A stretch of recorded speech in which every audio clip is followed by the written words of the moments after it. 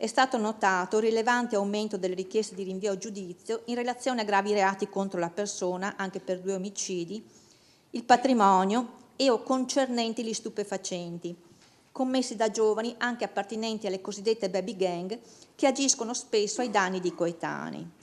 Si tratta di un fenomeno allarmante e diffuso pressoché sull'intero territorio del distretto. Alla cerimonia di inaugurazione dell'anno giudiziario in Tribunale a Venezia, la Presidente reggente della Corte d'Appello, nel parlare del Tribunale dei minori, ha espresso preoccupazione per la crescita del fenomeno delle baby gang, ma non è l'unico aspetto a preoccupare. È il costante aumento dei procedimenti penali per maltrattamenti in famiglia da parte dei figli verso i genitori e dei disagi dei minori stranieri entrati in Italia in età già grande per ricongiungimenti familiari o adozione internazionale.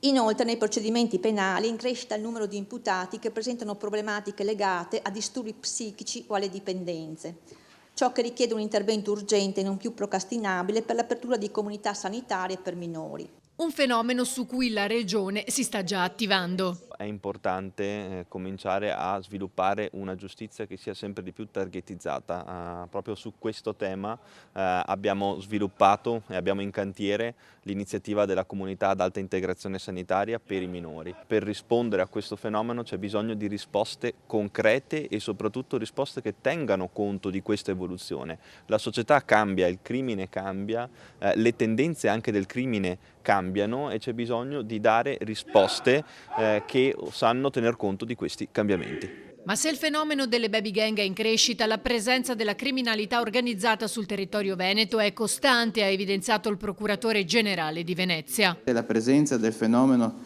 della criminalità organizzata di cui l'articolo 416 bis Codice Penale. Le indagini svolte e le sentenze restituiscono la mappa territoriale che vede prevalentemente l'aggressione delle province di Padova, Venezia, Verona e di misura minore di Vicenza. La spartizione territoriale vede dominante la criminalità calabrese 'ndranghetisca, Cosca Grande, Aracri, Gerace, Albanesi nelle province di Padova, Verona e Vicenza, mentre il fenomeno camorristico interessa la parte orientale della provincia di Venezia. Ancora presente, ha aggiunto poi, nel centro storico, il fenomeno criminoso che si estrinseca nelle estorsioni alle imprese di trasporto riferibile alla cosiddetta mala del tronchetto.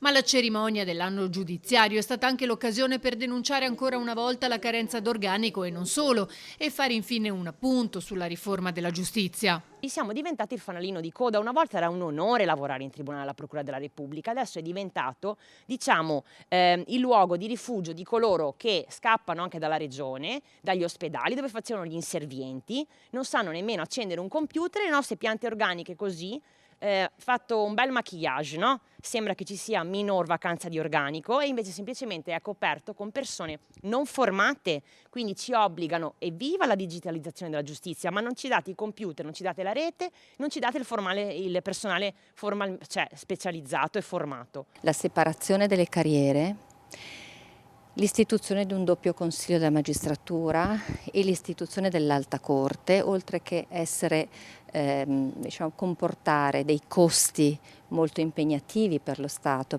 non apporterà nessun beneficio all'amministrazione della giustizia, cioè non incide sull'efficienza